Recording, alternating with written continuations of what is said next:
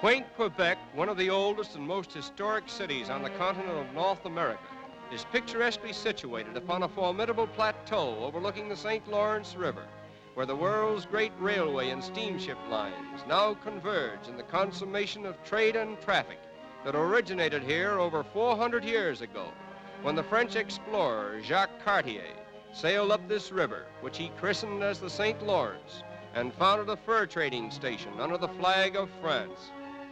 It was Cartier who first called the country Canada, a name which he presumably derived from the Indian word Canatha, meaning a collection of huts or villages.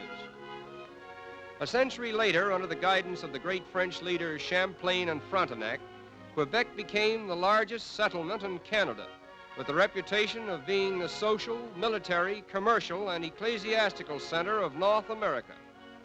At the height of its expansion, just prior to the American Revolution, the province of Quebec included almost half of Canada, as well as that part of the United States, now forming Minnesota, Wisconsin, Ohio, Indiana, and Illinois. In 1763, it was ceded to Great Britain, and it remains to this day as one of the most colorful and historic possessions of the British Empire.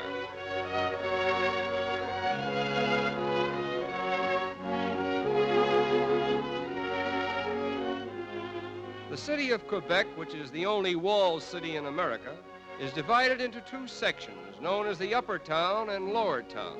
The latter, nestling along the shore just below the famous Chateau Frontenac, reminds us of some of the places that we have seen in rural France. Owing to devastating fires, many of the original landmarks have been destroyed, and reconstruction is gradually modernizing the building lines. But there is still to be seen enough quaintness of custom and design to associate Quebec with the atmosphere of an old world city. The Houses of Parliament remind us that Quebec is the seat of government for the province.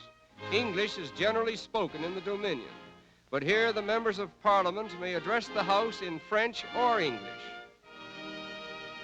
St. Louis Gate, one of the several picturesque entrances to the city, is an outstanding example of early French architecture.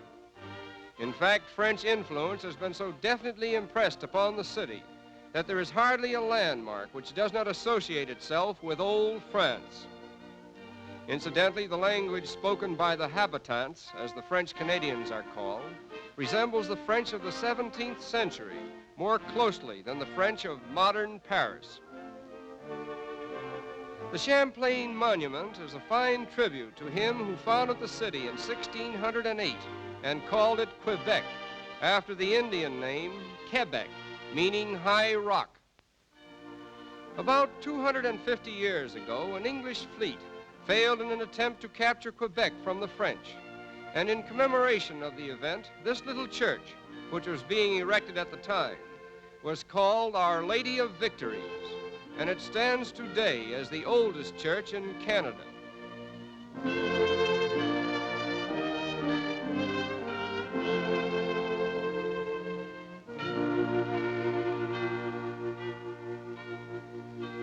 Leading from the lower to the upper town and connecting its two ends with a flight of stairs known as breakneck steps is under the Cape Street, one of the most historic little thoroughfares on the American continent.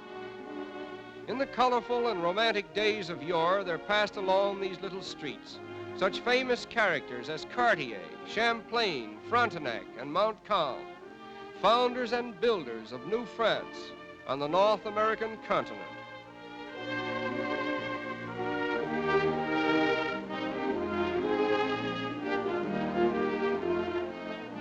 The marketplace in the lower town has also ignored the march of time, and business is conducted here very much as it was in the days when the coins exchanged bore the inscriptions of the French kings.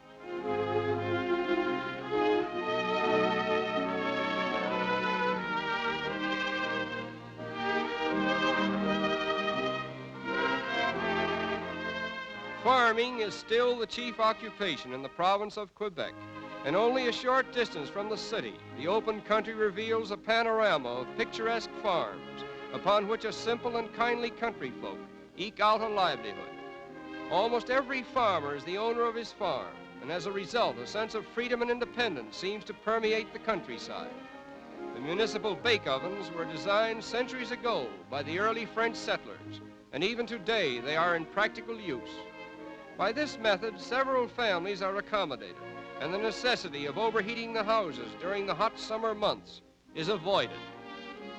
Along the country roads, the simple life of the French farmer is ever apparent, and nothing is more colorful than the hook rug industry, carried on by the more thrifty housewives for the benefit of the tourist trade.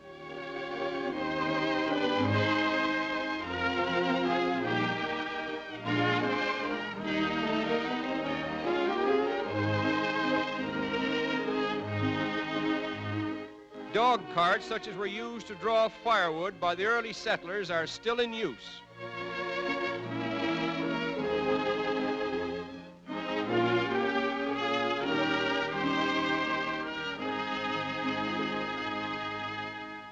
One of the most popular scenic attractions in the province is Montmorency Falls, which in addition to its beauty, provides the city of Quebec with its electrical power.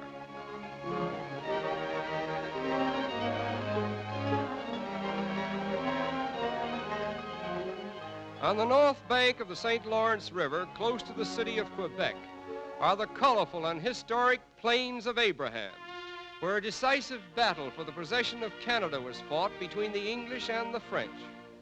It was in September 1759 that the English General Wolfe sailed up the St. Lawrence River and by a clever ruse divided his army into two sections, one attracting Quebec from the river, while the other climbed the heights of Abraham and made a surprise attack.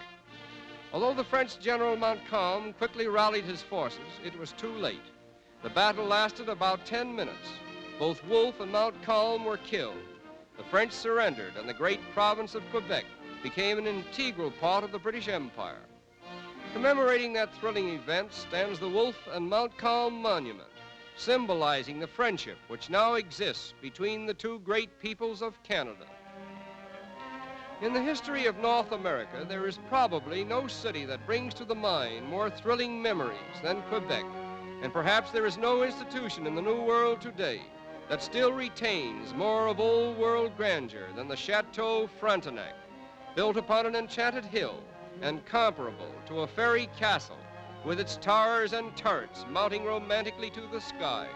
And this is the consummating impression that remains with us as we say farewell to Quaint Quebec.